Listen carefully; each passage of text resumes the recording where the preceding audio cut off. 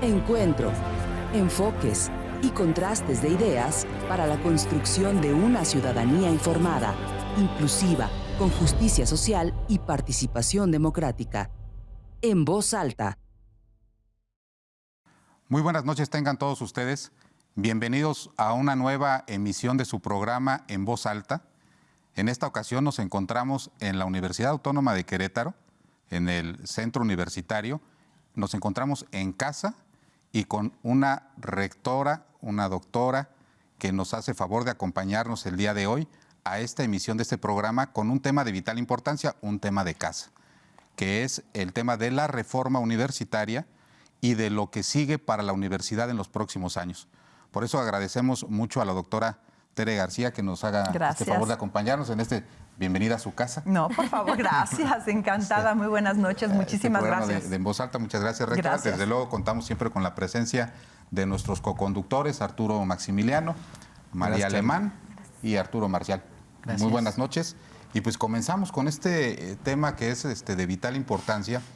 Hacía yo mi tarea y veíamos que este tema de la reforma universitaria viene la última gran reforma de 1985, de diciembre del 85, que fue una de las acciones que implementó, llegando luego el gobierno de Mariano Palacios, precisamente un exrector de la Universidad Autónoma de Querétaro, y me comentan algunos de los que estuvieron en el Poder Legislativo de aquel entonces, que hubo un gran consenso de la universidad junto con la legislatura y el gobierno del Estado para encabezar esta reforma que se dio, que se aprobó en los últimos días del año 1985, que fue publicada en 1986, y que desde entonces no ha habido un proceso de reforma universitaria.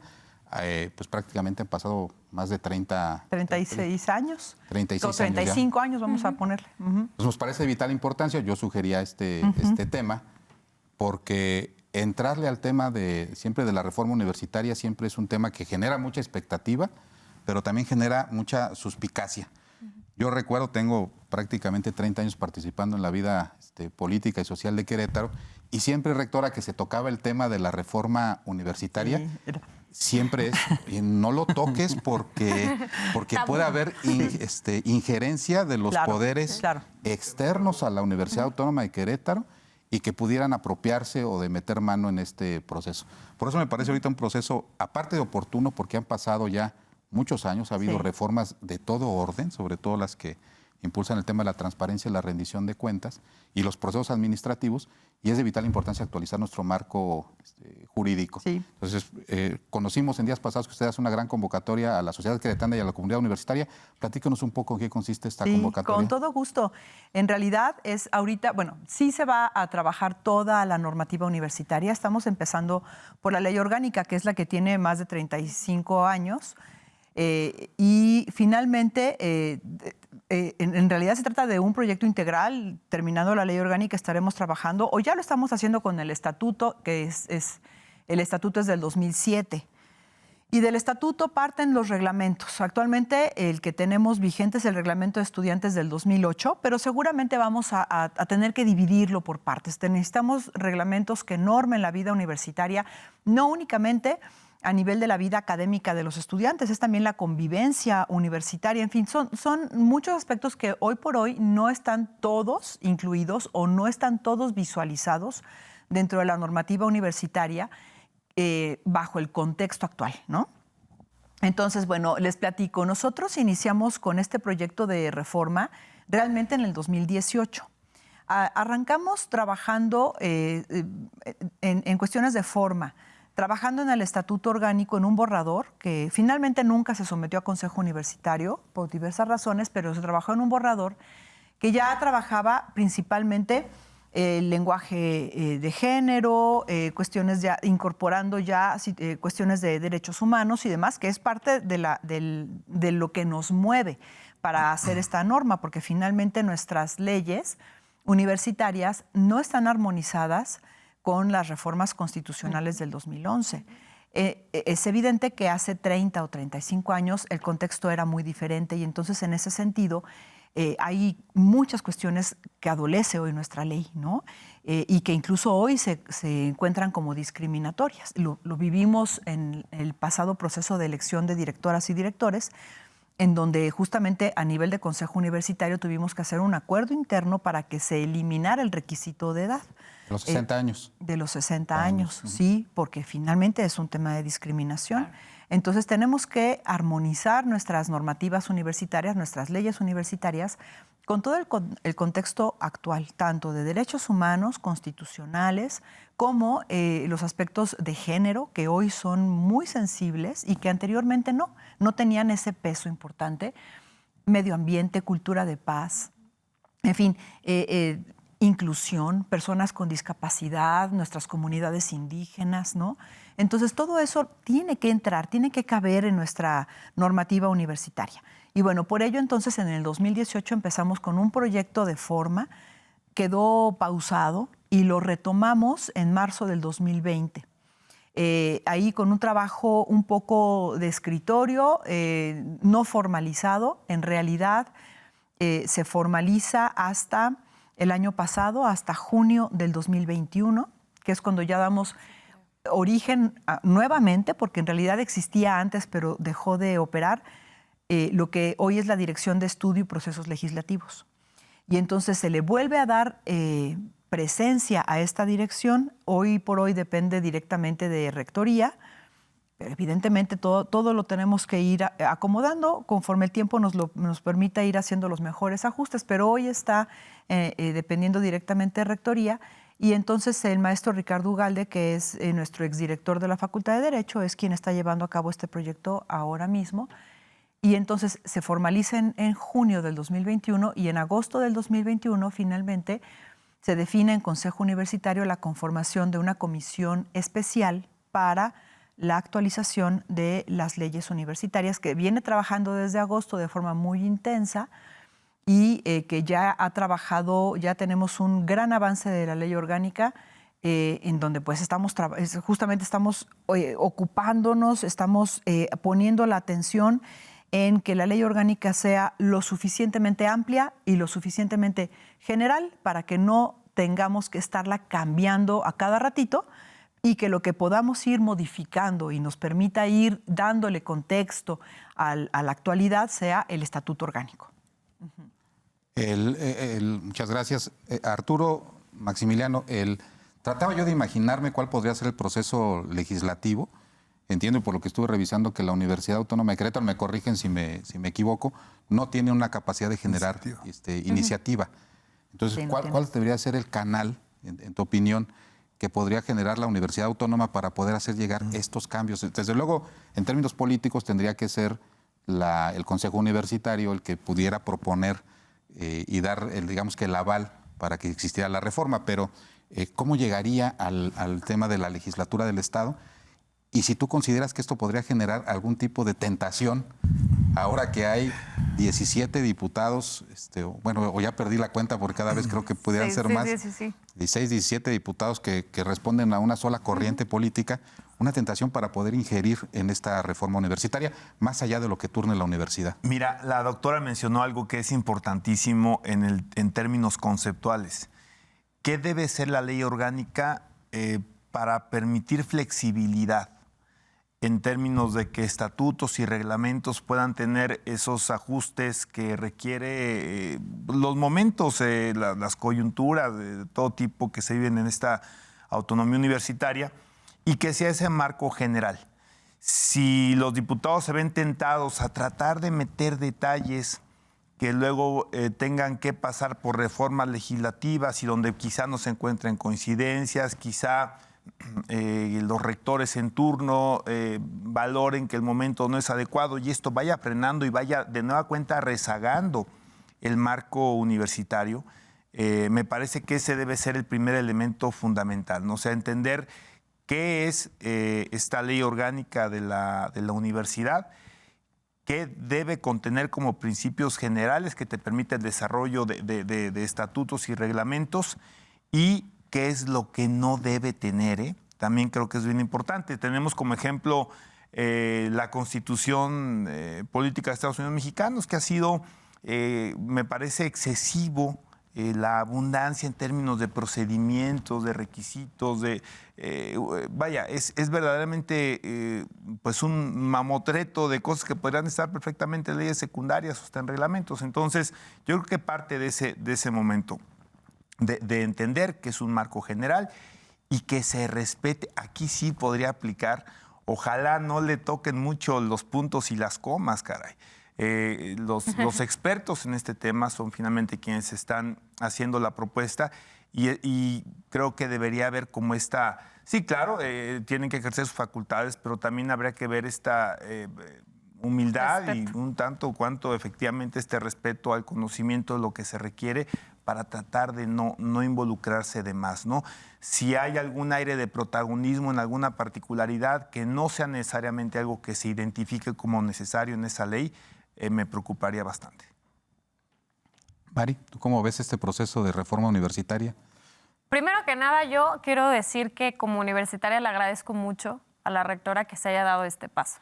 Yo creo que se requiere de valor, de valentía, como bien lo decías, Charlie, es un tema que como que se venía pateando el bote, como coloquialmente se dice, y se venía postergando y postergando.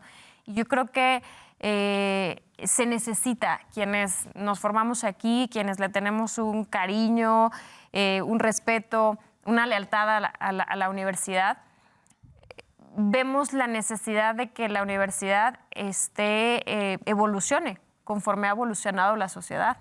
Hablaba la rectora de temas de derechos humanos, hablo y pongo, por supuesto, sobre la mesa la perspectiva de género, temas digitales.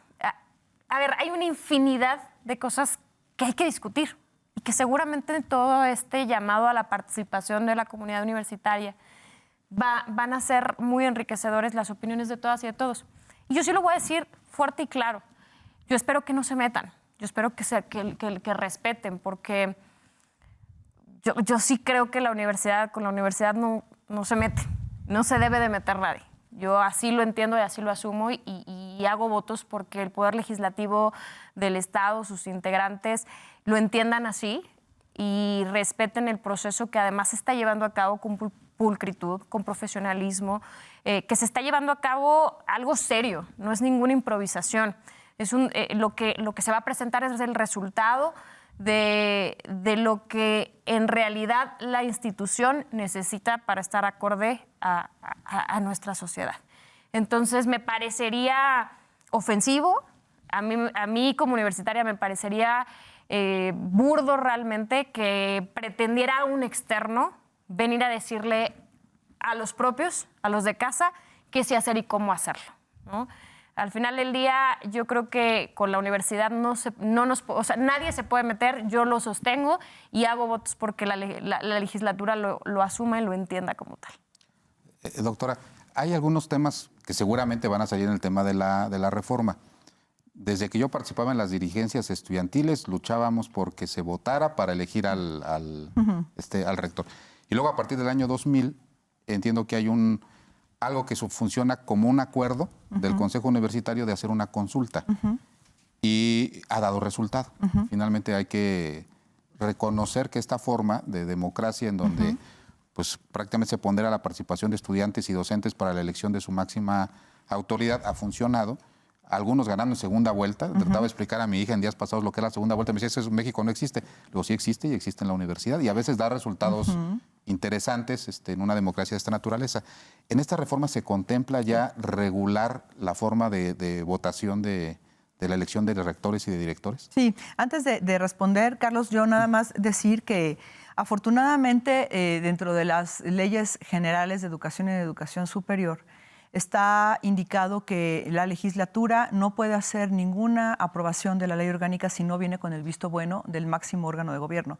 Entonces, no podrán cambiarle comas, puntos ni acentos si no está aprobado por el Consejo Universitario. Lo que sí podría suceder es que se congele, porque no hubiera acuerdo, pero nosotros esperamos que haya suficiente acuerdo. Creemos que es un muy buen momento, que podemos sentarnos a dialogar con el Ejecutivo y con la legislatura para poder consensuar aquellas cuestiones en donde hubiera dudas o hubiera diferencias y en donde se vea por el bien de la universidad. Finalmente es la universidad de todas y de todos, no es solamente de nosotros, es de las próximas generaciones. Y en ese sentido tenemos que pensar en la universidad del futuro. Así que bueno, en ese sentido nosotros estamos ciertos de que podremos llegar a acuerdos. Desde luego estamos defendiendo la autonomía ante todo y desde luego blindando el tema de viabilidad de la universidad, ¿no? A nivel presupuestal y a nivel de gobernanza. Entonces eso se tiene que blindar y no está discusión. Entonces bueno, regresando a la pregunta... Sí estamos considerando hacer ahí ajustes, estamos considerando la propuesta que hoy se está discutiendo y que incluso tenemos foros ya participativos de la comunidad universitaria donde están incluyendo sus ideas, sus propuestas, va a pulirse y esta propuesta final ya incluye el que se reconozca la forma en la cual la universidad está eligiendo a sus máximas autoridades en 2 procesos importantes, el proceso para la elección de quien ocupa la rectoría y para quienes ocupan las direcciones de las facultades y escuela de bachilleres. Entonces ya se está puliendo, se está diciendo, bueno, sí se está reconociendo la auscultación, sí se está reconociendo que hay un resultado por unidad académica y que ese resultado se ratifique en consejo universitario, por ejemplo, ¿no?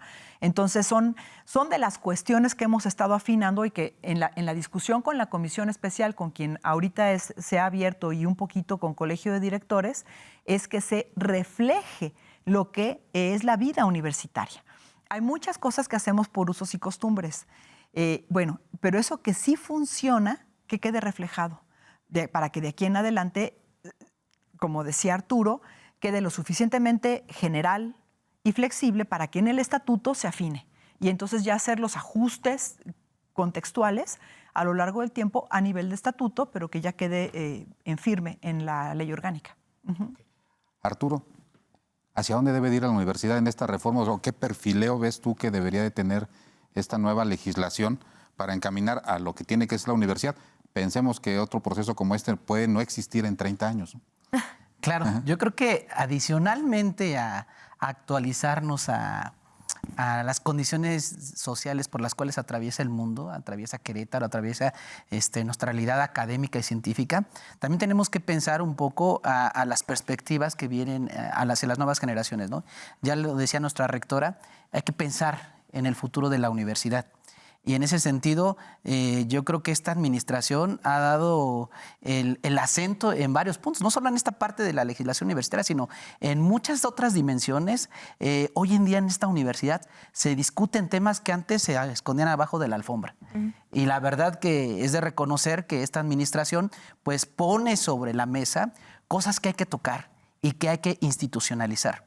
Porque sí, ya es, digamos, recurrente una serie de usos y prácticas que algunas son sanas, algunas no tan sanas y que desde luego tienen que estar normadas. Porque, digo, estoy entre abogados, que tenemos 3 abogados aquí, yo creo que el derecho, está siempre esta discusión, ¿no? Si el derecho regula la vida, las circunstancias, o al revés, el derecho es producto de un acuerdo político que a final de cuentas nos va a decir, está pasando esto, necesitamos institucionalizar las prácticas. Y entonces creo que es importante pensar qué universidad queremos. Recordemos cuál era la universidad del siglo pasado, la Universidad Autónoma de Querétaro. Para empezar, ¿cómo nace la primera ley orgánica de la Universidad Autónoma de Querétaro? Nace de un acuerdo político. Recordemos con Fernando Díaz Ramírez que había una discusión sobre su salida de la rectoría y un grupo de estudiantes se atrincheró y dijo, no, queremos que nuestro rector no se vaya. Por muchas circunstancias, ¿no? Hay algunos historiadores que dicen, pues no, Díaz Ramírez era como el papá de los chavos de una universidad chiquita donde pues iba y los rescataba de las cantinas, les pagaba comidas, bla, bla. Y otros dicen, no, a ver, Díaz Ramírez en realidad era muy querido por la comunidad y hay diferentes versiones, pero lo cierto es que en la consolidación de la primera ley orgánica de la universidad, pues bueno, detrás había un acuerdo político. Entonces es ahí donde dices, bueno, las circunstancias de ese entonces llevaron a decir, no hay que defender la postura de un rector, sino que hay que defender la postura de la autonomía. Y es ahí donde nace el concepto de autonomía. Y retomando un poco de lo que acaba de referir nuestra rectora, a ver, esta parte de la autonomía yo creo que ha sido lucha también de esta administración, sobre todo en la Núñez. Yo he visto ahí los encontronazos que de repente se tienen con otros rectores y la dirigencia de la Núñez por colocar y dejar claro en la ley, y uno de los logros es esta parte de la Ley General de Educación, donde ahí está clarito cuál es el proceso legislativo, en razón de la pregunta que tú hacías, ¿no? ¿Cuál es el proceso legislativo que se tiene que concretar para las reformas? Entonces, ahí, en ese sentido, pues ahí se refleja ya de manera, digamos, clara en la norma una parte de la autonomía. Y yo digamos, ¿qué esperaría de esto? Ya para concretar una respuesta a tu pregunta, esperaría que avancemos y que pensemos que esta universidad que tenemos que dejar hoy tiene que ser mejor a la que recibimos, y pensar que dejamos las condiciones para que los relevos que vienen al frente de la universidad tengan herramientas que les permitan seguir creciendo y consolidando la universidad. En el término de viabilidad financiera, y ahorita, perdón, se me venía a la mente lo de que decías del señor Fernando Díaz, el dirigente estudiantil Álvaro Arreola, ¿no? Sí, que se nos fue hace apenas una semana. Fue la primera persona que me dio una beca. Y por ella pude cursar la preparatoria junto con la beca que daba la universidad, que nada más era la exención de pago. Ahora que había las esquelas, pues de donde esté, pues muchas gracias a don Álvaro Arreola, lo extrañaremos. Viabilidad financiera de la universidad. Me tocó replicar parte de su intervención que hizo en el Consejo Universitario, donde hace cerca de 3 años decía que ya en el 2021, o sea, en este año que acababa de pasar, la universidad enfrentaba ya la primera gran crisis financiera sobre su viabilidad. Me tocaba en aquel entonces explicar con un grupo de alumnos de la Facultad de Contaduría que lo que a usted se refería no era que la universidad fuera cerrada en el 21, sino que a partir del año 21 era el punto de no retorno, en el cual si no se hacía nada en términos financieros podía empezar en un declive de la recepción de alumnos y de cumplir con esta labor para la que fue diseñada la universidad. Esta reforma rectora contempla algo en el tema financiero. La universidad seguirá insistiendo con el famoso 3% del presupuesto como una cantidad fija, para que año con año quienes hemos, inclusive a veces tras bambalinas, participado en la redacción de la norma, de intentar que la universidad cada año no esté regateando los pesos y los centavos que inclusive la Constitución le da. Dice, bueno, pues, finalmente tendrá que darle a la universidad lo que requiera para su buen desempeño, ¿no? ¿Contempla algo la reforma en este momento? Sí, desde luego. Se tendrá que plasmar en el lugar oportuno la necesidad, no solo la necesidad, este requerimiento que incluso la Ley General de Educación y la de Educación Superior mencionan, y hablan justamente de la corresponsabilidad para la suficiencia presupuestal de las universidades públicas entre la Federación y el Estado y los municipios incluso. Esta corresponsabilidad, bien dicen estas leyes, se tendrá que lograr de forma gradual hasta lograrse el peso a peso. Entonces, nosotros hemos iniciado ya desde hace algunos años una dinámica para poder ir alcanzando este presupuesto paritario entre la Federación y el Estado. En principio sí, se hablaba de un 3% del presupuesto del Estado, pero después cambió un poquito, digamos, la forma, y estamos hablando básicamente de que se igualen los montos, ¿no? Entre el presupuesto federal y el presupuesto estatal. Iniciamos aproximadamente en el 2018 con un 70-30, 70% federal, 30% estatal. Tendríamos que llegar al 50-50.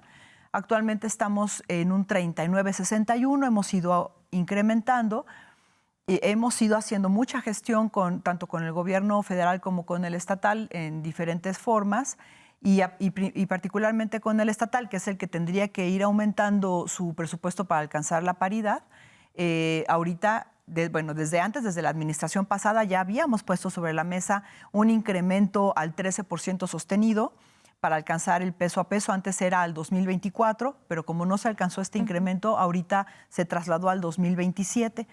13% sostenido durante todos estos años, considerando que el presupuesto o que el incremento de la Federación no va a cambiar mucho de aquí al 27. Digo, qué mejor que aumentara, ¿no? Porque en realidad se ha quedado por debajo de la inflación el presupuesto, el subsidio federal. Pero esto lo tendremos nosotros desde luego, el blindaje del presupuesto universitario pues es indispensable defenderlo. qué mejor que lo pudiéramos subir a nivel constitucional en el Estado. Veracruz lo tiene a nivel constitucional. Ya Veracruz está recibiendo, ha ido incrementando paulatinamente. Ellos reciben hasta el 4% del presupuesto estatal y lo subieron. Entonces, nosotros pugnaríamos porque algo así se pudiera lograr, ¿no? Sería lo mejor. Mari, ahora que tienes un espacio en el ayuntamiento, siempre ha habido la petición de la universidad. Y a veces regateada, a veces con generosidad se ha dado, la mayoría de las veces regateada de parte de los municipios porque dicen que no hay... Que no les corresponde. Que no les corresponde porque la materia educativa no está. Ya nos acaba de decir la doctora que sí hay una corresponsabilidad. ¿Qué se puede hacer desde el municipio para ayudar a la universidad? Yo creo que bien lo ha señalado la rectora, es un tema de coparticipación, de corresponsabilidad de los tres órdenes de gobierno, en donde ninguno puede excusarse ni decir que no le toca, porque directa o indirectamente al final del día la universidad lo que hace en general, si lo pones en un planteamiento de visión de gobierno municipal, es generar condiciones para un municipio, para una ciudad, ¿no? Al final creo que por supuesto que entra dentro de las responsabilidades meramente municipales o dentro de las facultades, y yo creo que habría que tener un compromiso en donde ojalá sí se alcance este blindaje económico para la universidad. Yo creo que tenemos que dar ese paso en donde deje de ser a voluntad política, deje de ser a criterio de quien está en turno, porque eso genera incertidumbre. Eso limita incluso el enorme potencial en algún grado que puede tener la universidad, porque cuando tú no tienes certeza de lo que vas a tener o con lo que vas a contar, pues a veces es difícil hacer planes a futuro, ¿no? O proyecciones importantes. Yo creo que esto es una responsabilidad compartida, Estado, Federación, municipios, y yo sí espero, porque creo que es una enorme oportunidad para hacer historia, es una enorme oportunidad para sentar un precedente y que por fin quede establecido. Quien quiera llevarse, o como decimos, colgarse la medallita, pues que lo haga, ya sea la legislatura, ya sea el gobierno del Estado, pero que lo hagan y que al final del día se dé este paso tan significativo en donde se blinde económicamente a nuestra universidad y le demos viabilidad y futuro a una universidad que no solamente ha construido el pasado, el presente, sino que hoy queremos asegurar que siga siendo parte del futuro de Querétaro. Muy bien. Arturo, tú que eres experto en tema de finanzas. No, nos queda creo que poco para ir al corte, pero si me das chance en dos pasos, ¿no? Yo creo que toda autonomía que no parte de las finanzas, pues está de alguna forma coartada, ¿no? Y esa ha sido una lucha que se dio, por ejemplo, muchísimo en el tema de la autonomía municipal, ¿no? Y autogobernarse, como es uno de los elementos de la autonomía universitaria, pues me parece que también pasa por el elemento de tener esta certeza de los recursos que se reciben, ¿no? Evita tentaciones. Yo creo que la universidad tiene una evolución democrática muy importante. No es crítica porque hubo grandes perfiles también en otras épocas, pero no podemos, creo que, olvidarnos pues, que prácticamente era un cargo más del gabinete, ¿no? O sea, siendo realistas. Y hoy se vive una autonomía, me parece, en el tema de la elección de los cargos, de la rectoría, de las direcciones, pero siempre habrá la tentación, ¿eh? Y cuando tengas ese control o esa posibilidad de apretar vía los dineros, pues me parece que se corre ese riesgo y es algo que no es sano para nuestra universidad. Y de esa manera, pues seguir intentando que se tenga esa certeza sobre lo que se recibirá, atándola a un porcentaje, pues es algo que evita estos elementos de riesgo a la misma autonomía universitaria y es algo que hay que impulsar, ¿no? Y también yo creo que hay un compromiso no solamente del gobierno, que eso es la parte, que entiendo es una parte variable, por supuesto que está el patronato que hace un gran trabajo, pero yo creo que hay un compromiso, debe haber un compromiso de esta sociedad queretana, este empresariado pujante, para generar esta filantropía que lo vemos en las universidades más importantes de Estados Unidos. Yo veía declaraciones de la rectora con respecto a estos modelos nacionales exitosos e internacionales y creo que muchos de las grandes universidades, las más prestigiadas a nivel mundial, tienen también su base en un apoyo importante del sector privado. Bien, pues continuamos con este tema de las finanzas de la Universidad Autónoma de Querétaro. Nos vamos al corte y regresamos. Continuamos en Voz Alta. Continuamos con su programa en Voz Alta con este importantísimo tema para los universitarios en primera instancia, pero también para la sociedad queretana, para los que inclusive hoy están en secundaria, que están a punto de escoger a la universidad como una de sus opciones para la preparatoria, tienen viabilidad.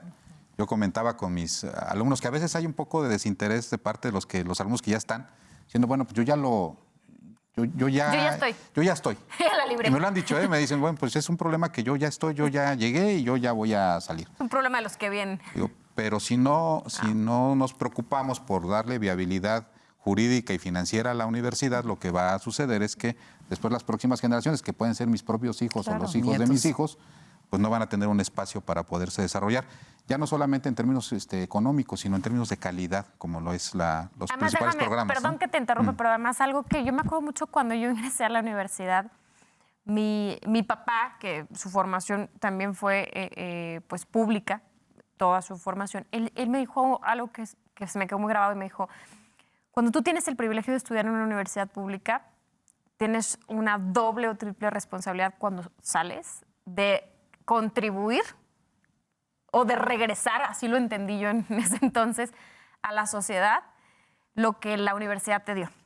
Y yo creo que esto es muy importante ahorita resaltarlo, porque hay muchos que van a estar involucrados, internos y externos, a este proceso de reforma, que se formaron aquí y que no se nos olvide que hoy tenemos esa alta responsabilidad social de retribuirle a la universidad lo que nos dio en su momento.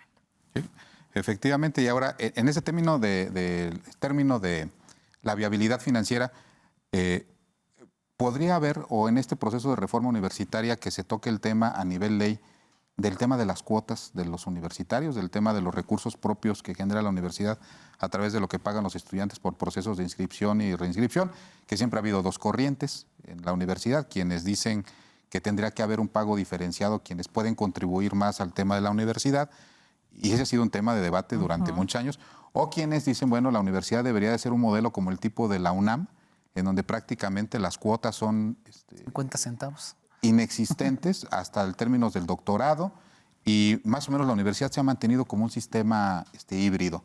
Continuará así, vendrá en la reforma universitaria, será la primera parte si algo se ha explorado, y si están considerando algo, esa ya es una aportación personal, esta nueva figura que existe de asociación del capital privado con el sector público, que son las asociaciones público-privadas que le permiten a las instituciones como las universidades atraer capital privado sin perder autonomía y poder brindar inclusive servicios educativos en otras entidades como si fueran universidades privadas, con el potencial que tienen muchas de las licenciaturas y los programas académicos que tiene la universidad, que están rankeados en los primeros lugares en el país e inclusive a nivel internacional.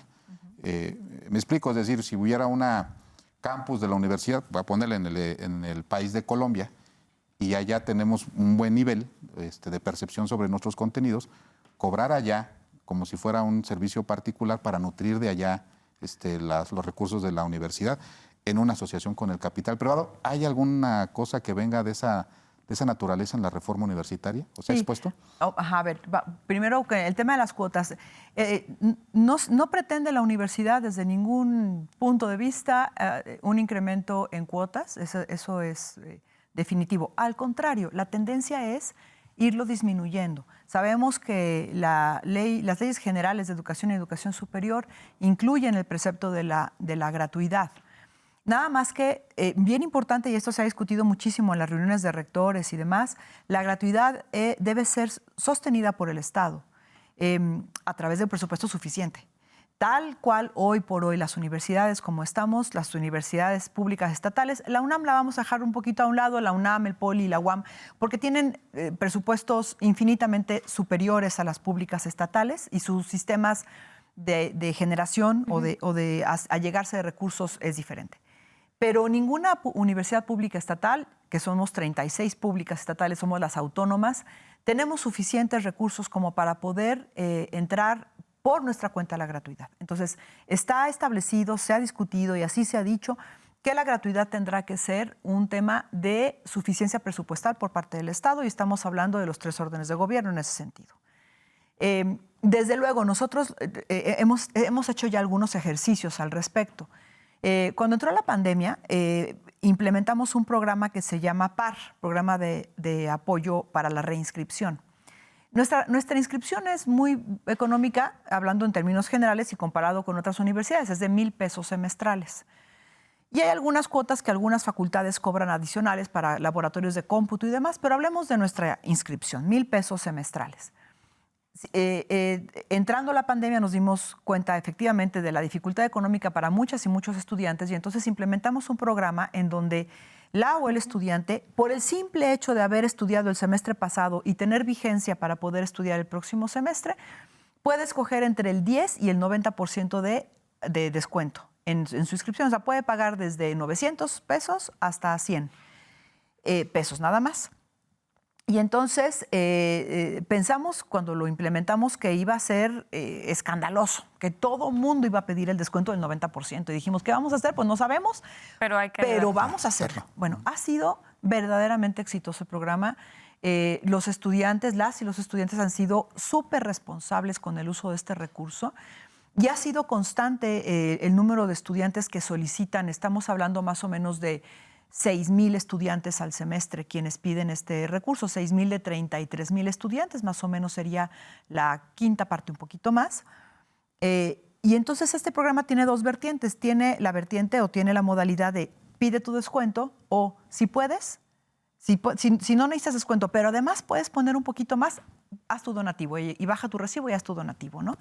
Sí recibimos algunos donativos, no muchos. Es cierto que esta cultura habrá posiblemente que trabajarla más, y no solamente para nuestros estudiantes, también para nuestras y nuestros egresados y todos aquellos que ya tienen éxito profesional, pues que también puedan aportar. De hecho, sí existe esa posibilidad. Hay que trabajar más con la cultura del apoyo voluntario a la universidad, pero en este ejercicio, este programa PAR nos ha servido para ir haciendo un ejercicio de lo que significaría en la universidad la gratuidad si esta fuera por la necesidad del estudiantado. Entonces sí tenemos esta idea, digamos, sí tenemos un buen ejercicio aquí que podríamos nosotros incluso llevar a otros foros para poder explicar cómo lo hemos estado implementando, sin que necesariamente sea un tema de implementación de la gratuidad. Pero bueno, para allá tenemos que ir. Pero es cierto que dependemos del Estado. Es cierto que el tema, no podemos prescindir del recurso que nosotros tenemos por cuotas escolares y necesitamos recibirlo. Pero evidentemente esto va a ir cambiando a lo largo del tiempo, ¿no?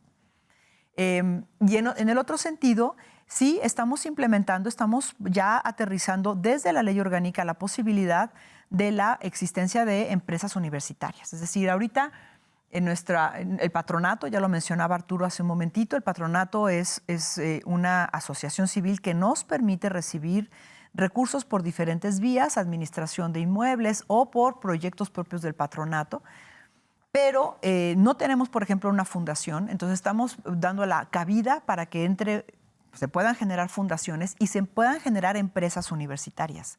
No hemos todavía llegado al punto de pensar en poner campus internacionales, aunque pensamos que ya ahorita con los programas a distancia va a ser una gran posibilidad y que se tendrá que pensar desde luego en cuotas diferenciadas, porque al final del camino no es lo mismo, ¿no? el quien estudia en México que quien estudia en el extranjero.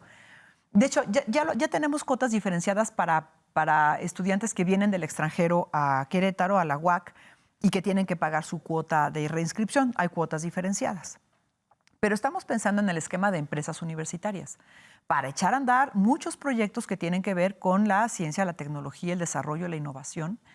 Y actualmente tenemos dos que no son empresas, son 2 asociaciones civiles, pero sí ya tenemos al menos pensadas 3 empresas universitarias. Y eso nos va a permitir allegarnos de recursos. Hay universidades en México muy exitosas, Guadalajara, por ejemplo, Puebla, que tienen empresas universitarias y que pues se allegan de recursos propios de forma de muy buena manera, ¿no? Entonces, bueno, por ahí también tenemos que ir. Es cierto, las universidades públicas, al no contar con un recurso suficiente por parte de la Federación y del Estado, necesariamente tiene que generar recursos. Y así seguir haciendo a lo largo del tiempo, ¿no? Por diferentes vías.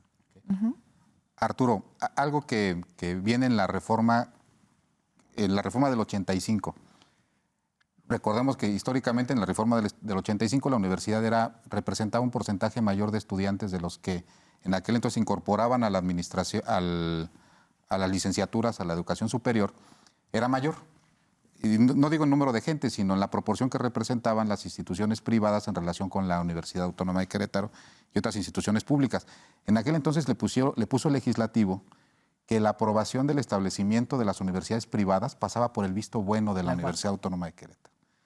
Sin conocer a profundidad si este procedimiento sigue dándose como un visto bueno, debería de continuar que las universidades privadas que se quisieran establecer en nuestro estado, que aparte entiendo que debería de ser o en algún momento fue el estado con la mayor presencia de universidades privadas de la República, a lo mejor no en volumen, pero sí en marcas, debería de continuar este liderazgo de la Universidad Autónoma de Querétaro en relación con las universidades privadas establecidas en nuestro estado. Yo creo que existe un liderazgo natural que la Universidad Autónoma de Querétaro tiene en el estado y en el país. Estamos entre las mejores del país, ¿eh? O sea, según rankings externos, estamos entre las mejores del país. Cuando se usa el membrete de nuestra institución, desde luego que nosotros tendríamos que aprobar, ¿no? Por ejemplo, las incorporadas. Si no me entiendo mal, pues bueno, llevan un proceso, ofrecen nuestros programas, pues bueno, tendrán que estar supervisadas. En el caso de las privadas, bueno, es una potestad del Estado. Y yo creo que más bien le apostaría de manera política y económica desde los gobiernos a que le apuesten a la Universidad Autónoma de Querétaro. Porque, Carlos, la universidad ha dado muestras de su función social en este estado. Y no ahorita, siempre la ha tenido. O sea, y yo creo que es uno de los retos muy importantes que tenemos como universitarios en esta reforma legislativa al interior. Porque si bien es cierto, nuestra ley orgánica establece cuáles son las funciones sustantivas de la universidad que tiene que ver con la formación de profesionistas, el desarrollo científico y los servicios de extensión, también hay una función social no escrita, algo latente, que la universidad ha servido de un espacio de movilidad social para muchos y muchas queretanos, en los cuales me incluyo. Y de verdad, yo creo que es importante que también pensemos desde la reforma legislativa cómo buscar que los mecanismos, por ejemplo, de ingreso a la universidad no se conviertan en mecanismos de exclusión social. Porque por ahí de repente hay filósofos o incluso académicos muy exquisitos que ponen por encima siempre la calidad académica, exigiendo algunos estándares a ciertos sectores de la población que a veces, pues por todo el sistema macroeconómico que hay, pues es difícil obtener ciertas, digamos, herramientas y que te ponen en desventaja. Y una universidad pública tiene que seguir siendo un motor de ascenso y de movilidad social. No podemos convertir a la universidad en un modelo de exclusión. Entonces, yo creo que es importantísimo que también en esta reforma legislativa se discutan estos temas, ¿no? De ver cómo, también entiendo la parte administrativa, entiendo la parte de indicadores, porque también los indicadores nos sirven para más recursos, ¿no? Y nos sirven también los indicadores para estos niveles de calidad que tenemos hoy en el país, pero tenemos que buscar cómo le hacemos para equilibrar esto. ¿Cómo le hacemos? Y yo discutí hace algunos años en otro espacio que yo tenía de responsabilidad en esta universidad, cuando tuve la osadía de abrir un grupo sin consultar y me dijeron, oiga, ¿por qué hizo eso? Le digo, pues porque hay salones vacíos, porque tenemos maestros que pues faltan mucho y a ver, yo pago lo de los maestros y tenemos espacio. Y en lugar de que en esta región la gente se ocupe en otras cosas, se puede ocupar en la universidad. Entonces, yo sí creo que esta parte de la hegemonía universitaria, Carlos, tendría que atender a apostarle para que la universidad también siga cumpliendo esas funciones no escritas en la ley, pero que también son importantes porque hay otras más, como por ejemplo el espacio de catarsis política que se vive al dentro de la universidad. En la universidad, gran parte de su riqueza es la libertad de pensamiento, es la libertad de expresión.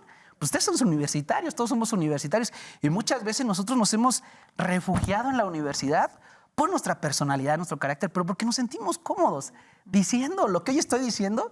Hace 30 años, no sé si sería correcto decirlo, pero en la universidad se respira eso. Y yo creo que es algo de lo que no tenemos que ir ni un paso atrás. La universidad tendría que también buscar que esta parte que también tenemos y que no está escrita, que es una condición latente, se mantenga también, ¿no? Entonces, yo en esas dos partes, en la parte de la movilidad social y buscar cómo conservar esta parte, en la parte también que la universidad siga siendo un espacio de reflexión y de libertad y de espacio de expresión máxima, yo creo que son partes que hay que cuidar, y en ese sentido yo sí le apuestaría, si yo fuera gente que decidiera desde el gobierno, diría, apostemos a la universidad, porque también es un espacio que, digamos, sirve de válvula de escape, porque si no hay espacios en el Estado donde existe las consecuencias políticas pueden ser catastróficas, ¿eh? Entonces, mucha gente desde el gobierno le tiene miedo al papel de la universidad, la autonomía, que luego que vienen las manifestaciones. A ver, pues tiene que ser el espacio. Ya por el sistema económico mundial, de este orden mundial, pues bueno, ya estamos ante la extinción de la fuerza sindical, ante la extinción de la fuerza estudiantil. Ustedes recuerden, Carlos, tú lo has vivido conmigo. O sea, esas viejas batallas de los líderes estudiantiles, hoy desafortunadamente es mucho más complejo por la dinámica psicológica social, o lo que le llaman los psicólogos sociales, este comportamiento colectivo, pues bueno, es mucho más difícil coincidir. Y yo creo que un espacio afortunadamente privilegiado para las coincidencias y que aparte también tiene que ver para cultivar el desarrollo humano es la universidad. Entonces yo creo que sí es un error no apostarle a la universidad pública. Se vale que lleguen otras universidades privadas, pero lo cierto es que, Carlos, llegará la de Kansas, la de que tú quieras, a Querétaro, pero el lugar que tiene la UAC hoy en día, ninguna institución ni privada ni pública lo tiene. Y eso es lo que nos toca a los universitarios cuidar en esta reforma. Ya para ir cerrando, no podemos irnos sin hacer esta pregunta.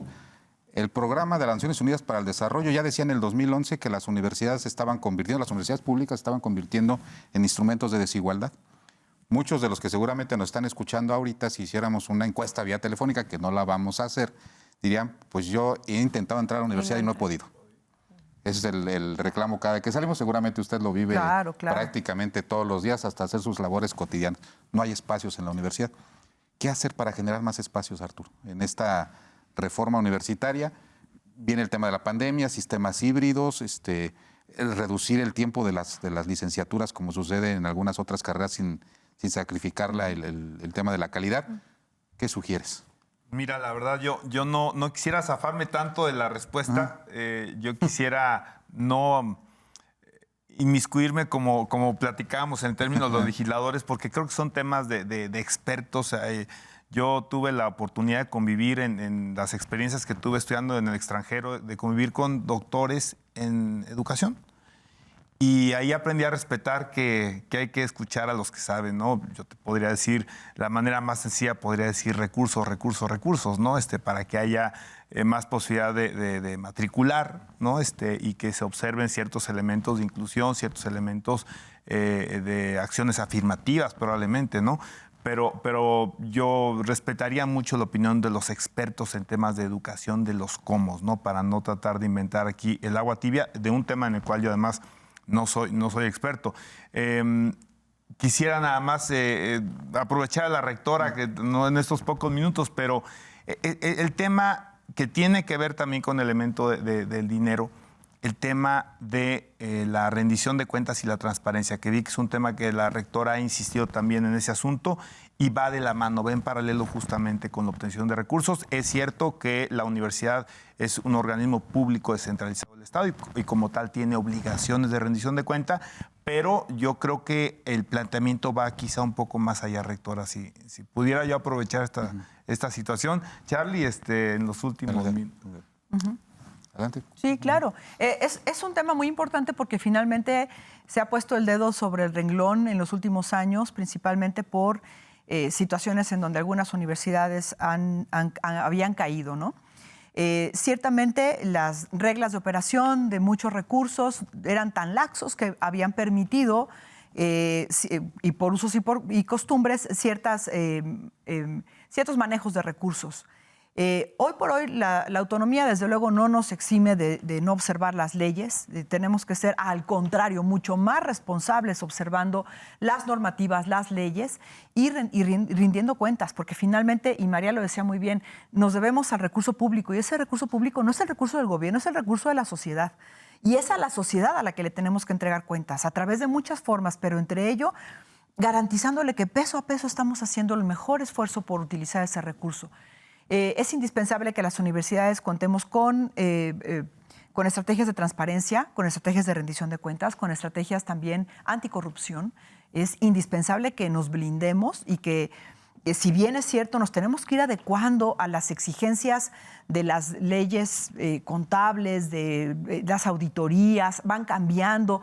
Lamentablemente no existe como tal dentro del esquema de las auditorías algo que pueda evaluar bien a las universidades, porque nos evalúan como paraestatales, entonces a veces nos piden cosas que nosotros no tenemos o no hacemos, y entonces vienen observaciones, pero todo es aprendizaje. Yo les digo a mi equipo de trabajo siempre, no le tengamos miedo a las observaciones o a las recomendaciones. Vaya, pues son áreas de oportunidad y tenemos que ir superando y tenemos que ir mejorando, aunque todo eso siempre va cambiando. Digamos, el horizonte nunca se alcanza porque siempre va cambiando, pero ciertamente si tenemos un plan de austeridad, por ejemplo, si estamos pendientes de usar bien el recurso y estamos rindiendo cuentas y estamos pendientes también de tener un plan de anticorrupción, iremos mejorando. Entonces, yo creo que en ese camino estamos prácticamente todas las universidades, porque justamente queremos demostrar que estamos haciendo el mejor uso del recurso público y del recurso propio, que no deja de ser público, en bien de nuestras futuras generaciones, justamente.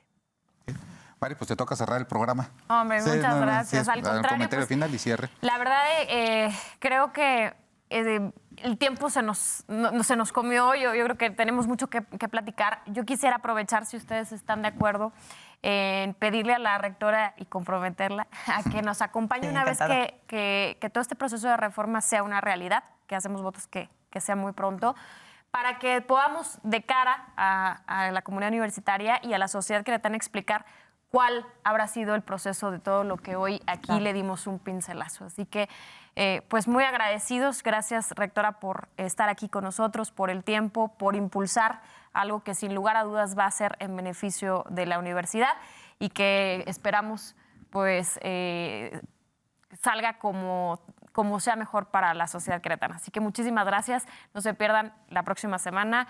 Nos vemos aquí en su programa, En Voz Alta. Gracias.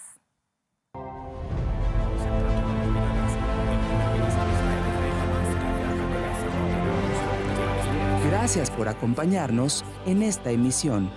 Esto fue En Voz Alta.